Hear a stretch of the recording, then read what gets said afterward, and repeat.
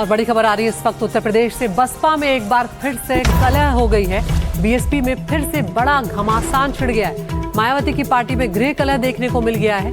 फिर निकाल दिए गए हैं आकाश आनंद के ससुर अशोक सिद्धार्थ। अशोक के भी पर यहाँ पर कतरे गए। बीएसपी में जो कंट्रोल की लड़ाई है वो जबरदस्त बढ़ती चली जा रही है। झगड़ा सतह पर है। आकाश आनंद के ससुर अशोक सिद्धार्थ फिर से बीएसपी से निष्कासित कर दिए गए हैं। इसके अलावा रणधीर बेनीवाल पर भी गाज गिरी है। बहुजन समाज पार्टी के भीतर एक बार फिर एक बड़ा राजनीतिक संग्राम छिड़ता हुआ नजर आ रहा है। बसपा प्रमुख मायावती ने यहां पर आकाश आनंद के ससुर और पूर्व सांसद अशोक सिद्धार्थ को अनुशासनहीनता, पार्टी में भ्रम फैलाने और उत्तर प्रदेश विधानसभा उपचुनाव अभियान को प्रभावित करने की साजिश के आरोप में तत्काल प्रभाव से पार्टी से निष्कासित कर दिया है। इसके साथ ही वरिष्ठ नेता रणधीर सिंह बेनीवाल को भी पार्टी से बाहर का रास्ता दिखा दिया गया। अशोक सिद्धार्थ को पहले भी निकाला जा चुका था और दोबारा मौका दिए जाने के बावजूद उन पर चेतावनियों की अनदेखी करने का आरोप लगाया गया है। और इस कार्रवाई के बाद बसपा में नेतृत्व और नियंत्रण को लेकर चल रहा जो सत्ता का संघर्ष है एक बार फिर वो खुलकर सामने आ गया है। तो बीएसपी में एक बार फिर से कलह बढ़ती हुई नजर आ रही है यहाँ पर। और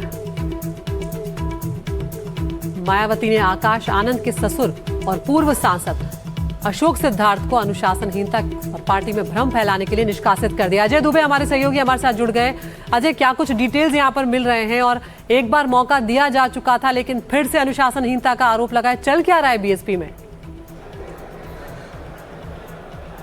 बिल्कुल, देखिए बीएसपी के अंदर का जो कलह है वो निकल कर बाहर आ रहा है। एक पूरी अलग लॉबी जो पॉलिटिकल गलियारों में चर्चा है कि बसपा में मायावती के अलावा एक अलग लॉबी भी है जिसको लेकर चयन उम्मीदवारों को टिकट देना, उम्मीदवारों को लड़ाना, इन सब विषयों पर लगातार अंतर कलह जारी था। कल के दिन हमने मायावती का ट्वीट देखा था जहां पर टिकट देने का काम वो करेंगी, ये बात उन्होंने स्पष्ट किया। आकाश आनंद को लेकर जो चर्चा है वो गलत है ये कहा। और आज के दिन उनके ससुर को लेकर ये जानकारी उन्होंने जारी करी और निश्चित तौर पर विरोध किया है और स्पष्ट तौर पर कह दिया है कि आगे दरवाजा खुलेगा भी नहीं। तो बसपा का जो अंतरकलह है इस पूरे बयान जो मायावती ने जारी किया उससे निकलकर सामने आता दिखाई दे रहा है। अजय, यहाँ पर अब ऐसे में बगावत भी हो सकती है अगर इस तरह से निकाला जाएगा लोगों को तो?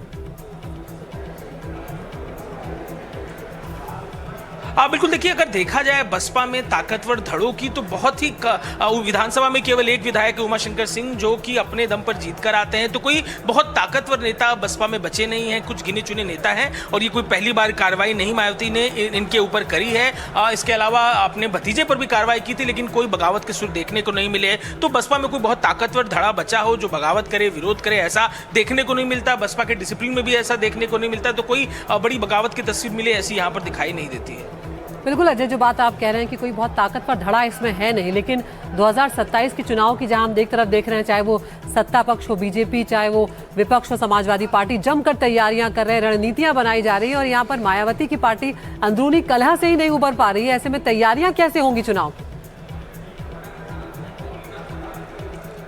निश्चित ही देखिए जो ब्लॉक स्तर पर मायावती का कैडर है, मायावती का जो संगठन है उस स्तर पर संदेश ले जाने की एक तरफ बातचीत हो रही है। मायावती भी कुछ समय पर मिलती रहती हैं अपने कार्यकर्ताओं से, लेकिन ये जो घटना घटी है उसके बाद कल के दिन का जो एक और ट्वीट था उसके बाद और लैक ऑफ क्लैरिटी कैडर को बसपा की दिखाई दे रही है। एक तरफ आकाश आनंद को भविष्य माना जा रहा है पर आकाश आनंद की भूमिका ही स्पष्ट नहीं हो पाती है। चाहे वो लोकसभा चुनाव के दौरान उनको लेकर की गई टिप्पणी हो मायावती की, या इसके बाद कार्रवाई हो, या इसके बाद कल के दिन जो टिप्पणी की है वो टिप्पणी हो और उनके ससुर को लेकर भी जो बात कही, तो निश्चित तौर पर एक लैक ऑफ क्लैरिटी देखने को बसपा में इस घटनाक्रम के बाद मिल रही है। बहुत बहुत शुक्रिया अजय आपका इस तमाम जानकारी के लिए। तो बीएसपी में एक बार फिर से कलह बढ़ता हुआ नजर आ रहा है।